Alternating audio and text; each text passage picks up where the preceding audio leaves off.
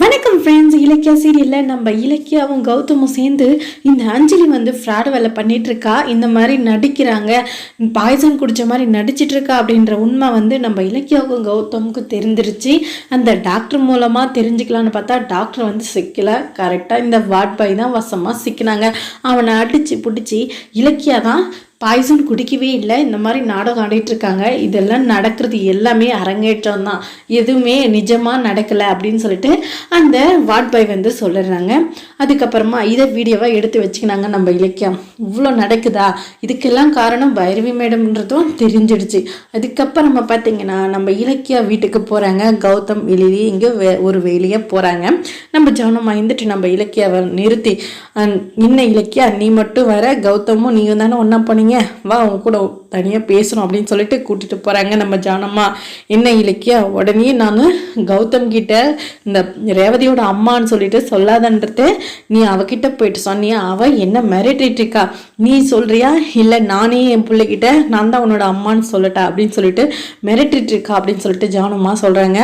உடனே நம்ம இலக்கிய வந்துட்டு என்ன அத்தை சொல்கிறீங்க, நீங்கள் அவங்க அவங்களோட உரிமையை விட்டு கொடுங்களாம், அவங்களுக்கு கௌதமுக்கு அவங்களோட அம்மா வேணும், இல்லை கடைசியில் அவங்க இறந்துட்டாங்கன்னா அவங்க தான் அவங்களோட அம்மான்றது தெரிய வந்தால் கௌதம் உங்களை வெறுக்க மாட்டாங்களா அப்படின்னு சொல்லிட்டு நம்ம இலக்கிய சொல்கிறாங்க. உடனே ஜானம்மா தப்பாகவே தாங்க பேசிகிட்டு இருக்காங்க.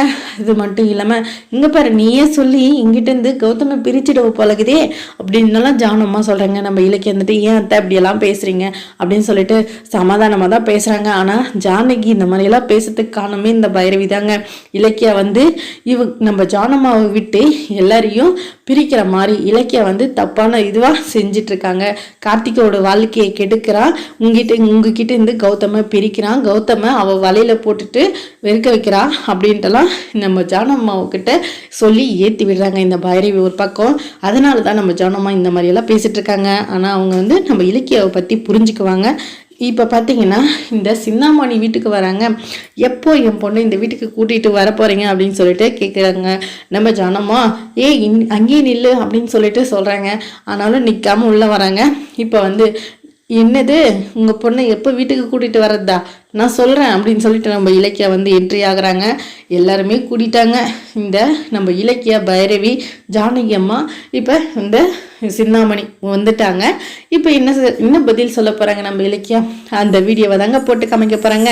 உங்கள் பொண்ணை கண்டிப்பாக இந்த வீட்டுக்குள்ளே விட முடியாது, ஒழுங்கு மரியாதை இந்த வீட்டை விட்டு வெளியே போயிடுங்க.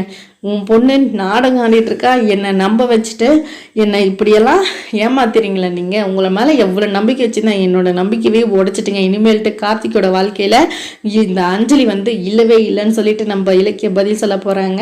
வாங்க என்ன நடக்குன்றதை பார்க்கலாம். இந்த வீடியோ பிடிச்சிருந்தா லைக் பண்ணுங்கள், கமெண்ட் பண்ணுங்கள், மறக்காம சப்ஸ்கிரைப் பண்ணுங்கள் ஃப்ரெண்ட்ஸ்.